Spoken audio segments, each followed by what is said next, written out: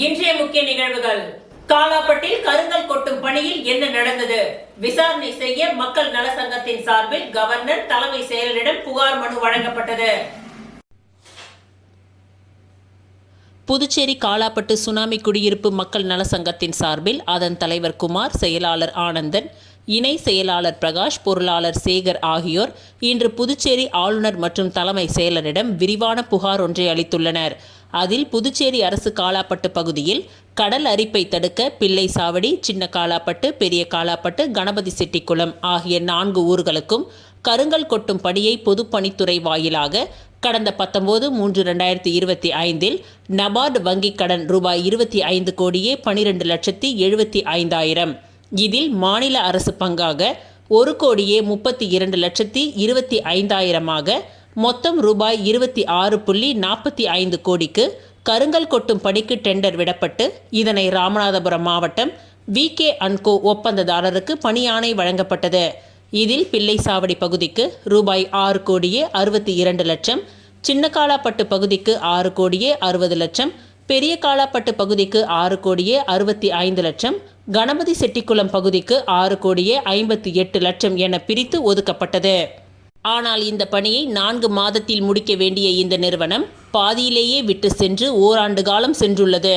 இந்த பணியை எடுத்த VK&Co நிறுவனத்தின் பார்ட்னர் பிரதீப் என்பவரிடம் பணியை பாதியில் விட்டு சென்றது குறித்து கேட்டபொழுது அரசியல் பிரமுகர்கள் சிலர் பொதுமக்களிடம் தவறான தகவலை அளித்து பிரச்சனை தூண்டுதலாகவும், சில பொதுமக்களின் எதிர்ப்பு, அரசியல் தலையீடு, அச்சுறுத்தல் இருப்பதாகவும், உள்ளூரில் சிலர் வாகனங்களை தடை செய்து ஓட்டுநர்களை தாக்கி சாவியை பிடுங்கி செல்வது, பிள்ளை சாவடியில் மேற்பார்வையாளராக இருந்தவரை தாக்கியது, காவல் நிலையத்தில் புகார் இருப்பதாகவும், கருங்கல் கொட்டுவதற்கான வரைபடங்கள், பணி ஆணையை சரியான நேரத்தில் வழங்காததாலும், CRZ அனுமதி பெறாதது உள்ளிட்ட குளறுபடி காரணமாக மேற்படி பணியை செயல்படுத்த முடியவில்லை.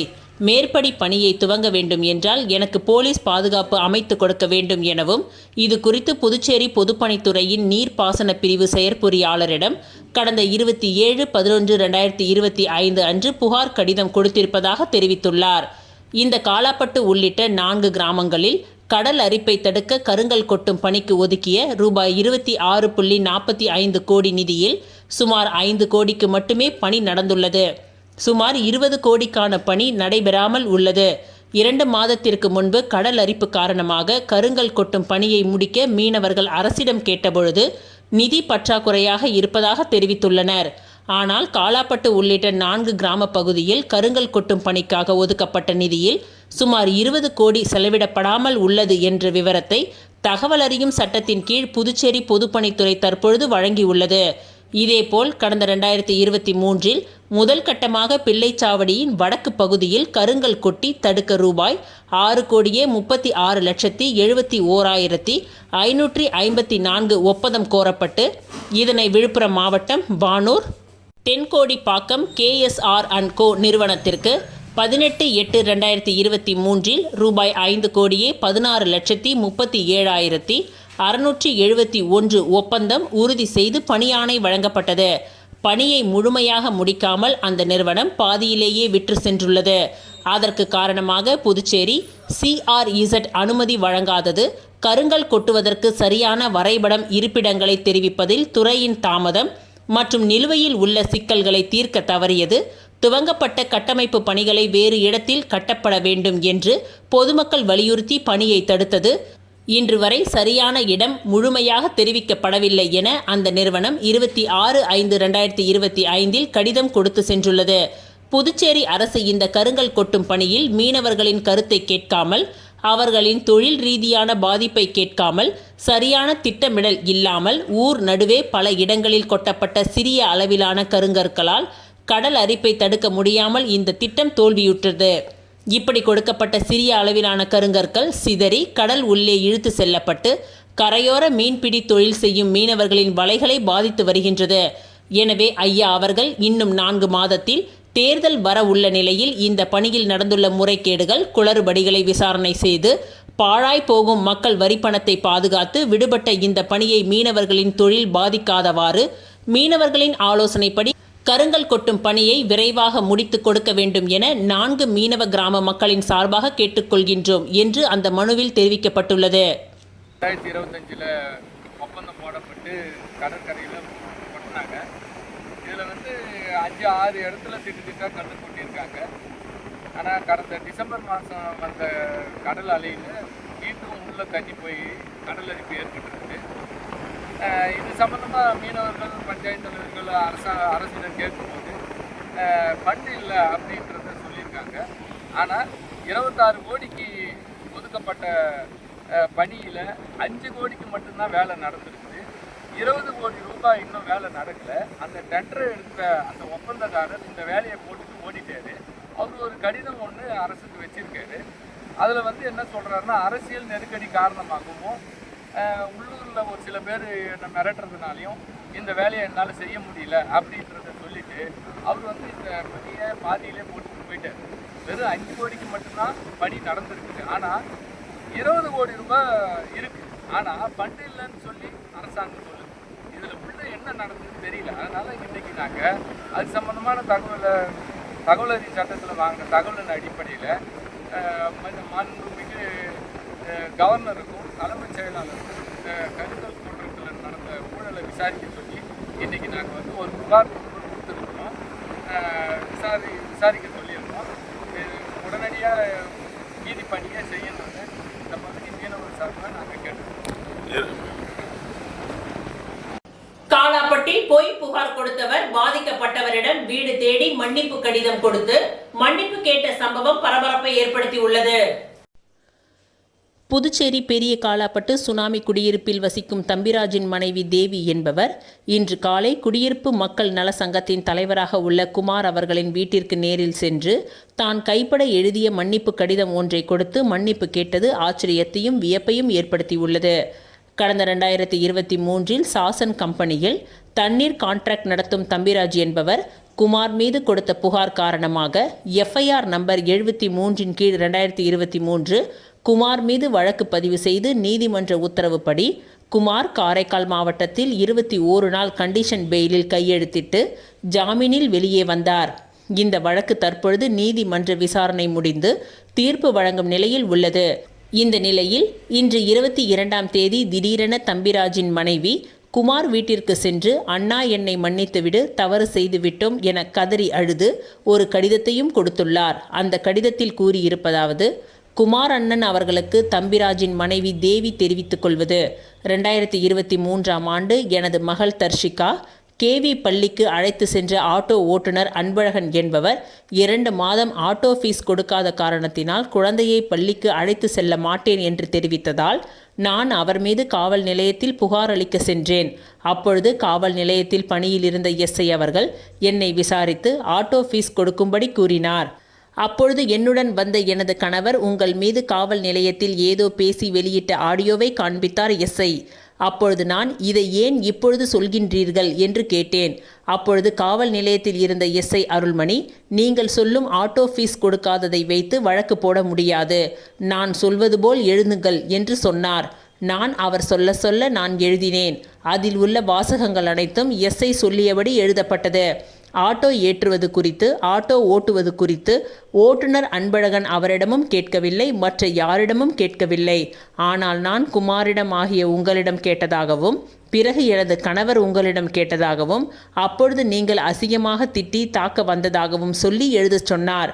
அப்பொழுது நான் நடக்காததை எல்லாம் ஏன் எழுத சொல்கின்றீர்கள் என்று கேட்டேன். அப்பொழுது SI அவர்கள், உன் குழந்தையை ஆட்டோவில் ஏற்ற வேண்டுமா வேண்டாமா? ஏற்ற வேண்டும் என்றால் நான் சொல்வது போல் எழுது என்று சொன்னார்.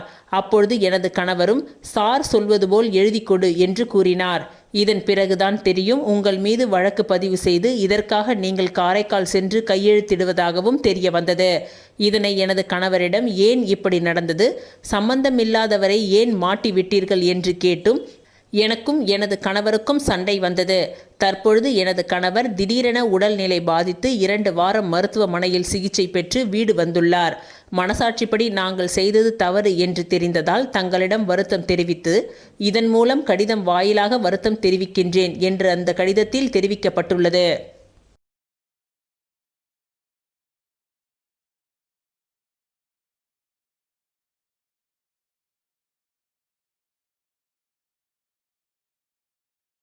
ஆர்எல்வி மக்கள் முன்னேற்ற கழகத்தின் மாநில மகளிர் அணி நிர்வாகிகள் பட்டியல் வெளியீடு. மாநில தலைவர் ஆர்.எல். வெங்கட்ராமன் ஒப்புதலோடு மகளிர் அணி தலைவி வாசுகி வெளியிட்டார்.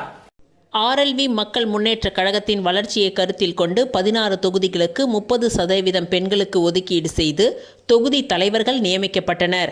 அதனைத் தொடர்ந்து மாநில மகளிர் அணி, இளைஞர் அணி, மாணவர் அணி ஆகிய அணிகளுக்கு அமைப்பாளர்கள் நியமனம் செய்யப்பட்டனர். அதனைத் தொடர்ந்து மாநில மகளிர் அணி அமைப்பாளர் வாசுகி ஸ்ரீராமமூர்த்தி ஆகிய நான் மாநில மகளிர் அணி நிர்வாகிகள் 25 பேர் கொண்ட பட்டியலை மாநில தலைவர் ஆர்.எல். வெங்கட்ராமன் அவர்களிடம் காண்பித்து தலைவரின் ஒப்புதல் பெற்று மாநில மகளிர் அணியின் நிர்வாகிகளின் பட்டியலை வெளியிட்டுள்ளேன்.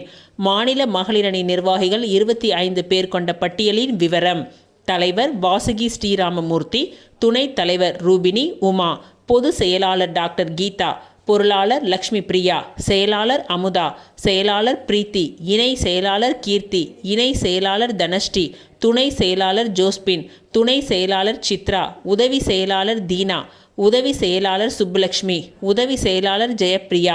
செயற்குழு உறுப்பினர்கள் ஆர். ராதா, அபிநயா, சுகுணா, காமாட்சி, ஃபாத்திமா, ஹனி, ராஜேஸ்வரி, ஜெயலட்சுமி, நாகவல்லி, தரணிபாய், அன்புக்கரசி, விஜயலட்சுமி.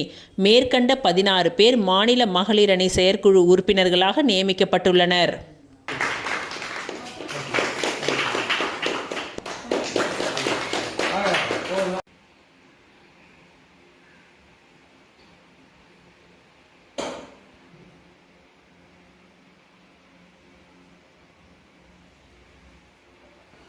நிதி பார்த்தாரா? எந்த ஒரு நிதி ஆதாரமே இல்லாம தேர்தலுக்காக மக்களை ஏமாற்றுவதற்காக ஒரு மோசடி செய்யறதா இந்த ரங்கசாமி செய்யணுங்கிற. நம்ம பாண்டிச்சேரி முதலமைச்சர் அவர் சொல்லார் 2000 எங்கன்னு கொடுப்பாரு. இதெல்லாம் தேர்தலுக்காக ஒரு திட்டங்களை தயார் பண்றது. இது எவ்வளவு நாள் செய்வாரு? இன்னும் 2 மாசம் தேர்தலுக்கு 2-3 மாசம். அப்போ மக்களுக்கு போலியான ஒரு திட்டங்களை அறிவிச்சுட்டு எப்படியா தேர்தலில் நின்று ஜெயிச்சாரு. நான் கோருகின்றேன், 30 சட்டமன்ற உறுப்பினர் ஒருவரும் கூட ரங்கசாமி விட்டு யாரும் ஜெயிக்க மாட்டாங்க. எனக்கு தெரியும். ஏன்னா மக்கள் அவ்வளவு கோபத்தில் இருக்கிறாங்க. உங்களுக்கு ஏறவே எம்பி தேர்தலே பார்த்துருப்பீங்க. 30 தொகுதியில 2 தொகுதி தேர்தல் 28 தொகுதி எல்லா மந்திரி இருந்தாங்க, எம்எல்ஏ இருந்தாங்க, எல்லாமே இருந்தாங்க. ஆனா இல்ல, ஜெயிக்க முடியல. நமச்சிவாய் ஜெயிச்சாரா? இல்லையே. அப்ப இந்த 2 தொகுதி தானே போவா, இந்த 30 தொகுதி போயிடும். அப்போ என்ன பண்ணுவீங்க? மக்களுக்கான ஒரு அரசாங்கத்தை உருவாக்கணும். உப்பளம் தொகுதி பொதுப்பணித்துறை பணிகள் குறித்து செயற்பொறியாளரை சந்தித்தார் அனிபால் கென்னடி எம்எல்ஏ. புதுச்சேரி உப்பளம் சட்டமன்ற தொகுதிக்கு உட்பட்ட பகுதிகளில் நடைபெற்று வரும் மற்றும் மேற்கொள்ளப்பட வேண்டிய பொதுப்பணித்துறை பணிகள் குறித்து உப்பளம் தொகுதியின் சட்டமன்ற உறுப்பினர் அனிபால் கென்னடி அவர்கள் பொதுப்பணித்துறை செயற்பொறியாளர் பக்தவத்சலம் அவர்களை நேரில் சந்தித்து விரிவான ஆலோசனை நடத்தினார். இந்த சந்திப்பின் பொழுது புனித சவேரியார் ஆலயம் எதிரே சேதமடைந்துள்ள 20 சதுர அடி ஆழத்தில் உள்ள பாதாள வடிகால் குழாய்களை உடனடியாக மாற்றி அமைக்க வேண்டும் என்றும், பாதாள வடிகால் கழிவு அலுவலகத்தில் 6 கோடி ரூபாய் செலவில் அமைக்கப்பட்ட கிணறு இதுவரை பயன்பாட்டிற்கு கொண்டு வரப்படாமல் உள்ளதால் அதை உடனடியாக மக்கள் பயன்பாட்டிற்கு கொண்டு வர வேண்டும் என்றும் சட்டமன்ற உறுப்பினர் வலியுறுத்தினார்.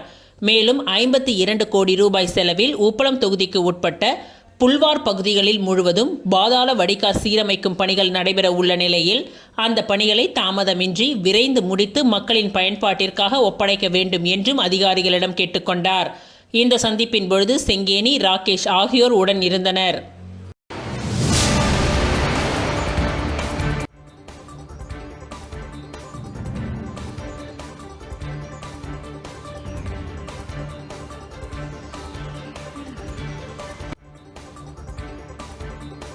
வில்லியனூர் தட்டாஞ்சாவடி கிராமத்தில் ரூபாய் 56 லட்சம் செலவில் தார் சாலை அமைக்கும் பணிகளை எதிர்க்கட்சித் தலைவர் ரா. சிவா துவக்கி வைத்தார். புதுச்சேரி மாநிலம் வில்லியனூர் சட்டமன்ற தொகுதி வி. தட்டாஞ்சாவடி கிராமத்திற்கு உட்பட்ட காந்தி நகர் பகுதியில் உள்ள குறுக்கு தெருக்களுக்கு ரூபாய் 35 லட்சம் செலவில் தார் சாலை அமைக்கும் பணி மற்றும் ரங்கசாமி நகருக்கு ரூபாய் 19 லட்சம் செலவில் தார் சாலை அமைக்கும் பணி என மொத்தம் ரூபாய் 55 லட்சம் சட்டமன்ற உறுப்பினர் மேம்பாட்டு நிதியிலிருந்து ஒதுக்கீடு செய்யப்பட்டு வில்லியனூர் கொம்யூன் பஞ்சாயத்து மூலம் மேற்கொள்ளப்பட உள்ள பணிகளுக்கான பூமி பூஜை நிகழ்ச்சி இன்று நடைபெற்றது. இந்த நிகழ்ச்சியில் தொகுதியின் சட்டமன்ற உறுப்பினரும் எதிர்க்கட்சி தலைவருமான ரா. சிவா கலந்து கொண்டு தார் சாலை அமைக்கும் பணிகளை பூமி பூஜை செய்து துவக்கி வைத்தார். இதில் வில்லியனூர் கொம்யூன் பஞ்சாயத்து ஆணையர் பிரபாகரன், உதவி பொறியாளர் சத்யநாராயணா, ஒப்பந்ததாரர் சந்தோஷ்குமார் மற்றும் ஊர் முக்கியஸ்தர்கள் சரவணன், ராமதாஸ், முத்து, அன்பு, ரவி, பன்னீர்செல்வம், கோதண்டம் உட்பட திமுக நிர்வாகிகள், கூட்டணி கட்சியினர், பொதுமக்கள் உட்பட பலர் கலந்து கொண்டனர்.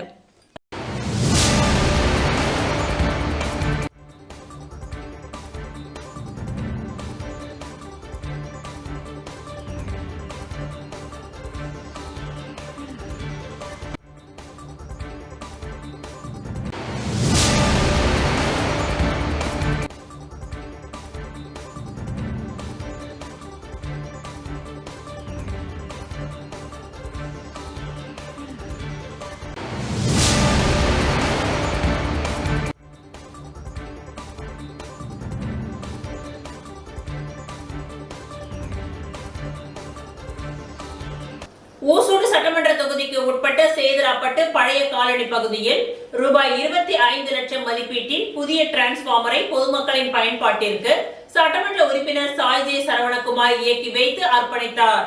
புதுச்சேரி மாநிலம் ஊசூடு தொகுதி சேதராப்பட்டு பழைய காலனி பகுதியில் ரூபாய் 25 லட்சம் மதிப்பீட்டில் லீலாவதி அம்மன் SS 315 kVA புதிய டிரான்ஸ்பார்மர் இயக்கி வைக்கும் நிகழ்ச்சி நடைபெற்றது. இதில் ஊசூடு தொகுதியின் சட்டமன்ற உறுப்பினரும் முன்னாள் குடிமைப் பொருள் வழங்கல் துறை அமைச்சருமான AK சாய்ஜே சரவணகுமார் கலந்து கொண்டு விழாவிற்கு தலைமை தாங்கி புதிய டிரான்ஸ்பார்மரை இயக்கி வைத்து பொதுமக்களுக்காக அர்ப்பணித்தார். இந்நிகழ்ச்சியில் மின்துறை செயற்பொறியாளர் கிருஷ்ணமூர்த்தி, உதவி பொறியாளர் செல்வபாண்டியன் மற்றும் சமூக சேவகர் சாய்ஜே தியாகராஜன், தொகுதி தலைவர் முத்தாலு முரளி, மின்துறை பொறுப்பாளர் ஆனந்த் உட்பட கூட்டணி கட்சி நிர்வாகிகள், பாரதிய ஜனதா கட்சியின் நிர்வாகிகள், பொதுமக்கள் பலர் கலந்து கொண்டு சிறப்பித்தனர்.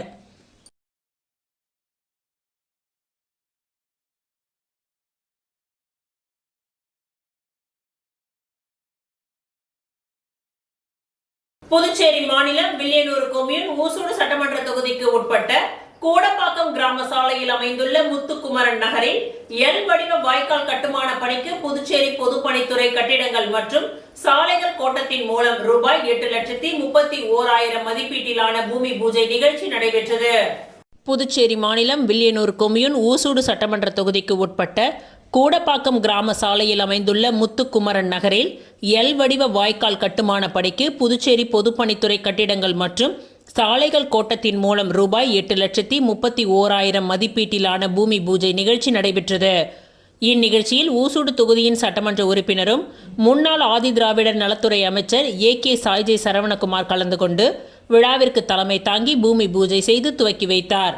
இந்நிகழ்ச்சியில் புதுச்சேரி பொதுப்பணித்துறை தலைமை பொறியாளர் வீரசெல்வம், கட்டிடங்கள் மற்றும் சாலைகள் கோட்ட செயற்பொறியாளர் வைத்தியநாதன், உதவி பொறியாளர் ஜலீல், இளநிலை பொறியாளர் தேவர் மற்றும் சமூக சேவகர் சாய்ஜே தியாகராஜன், முன்னாள் தொகுதி தலைவர் ஐயனார், தொகுதி தலைவர் முத்தாலு முரளி, நிர்வாகிகள் கணபதி, பூபாலன், பாலு, முரளி, குப்புசாமி, சிவகுரு, ரமேஷ், வேலாயுதம், ஐயனார் உட்பட கிராம பிரமுகர்கள், ஊர் பொதுமக்கள் திரளாக கலந்து கொண்டு விழாவினை சிறப்பித்தனர்.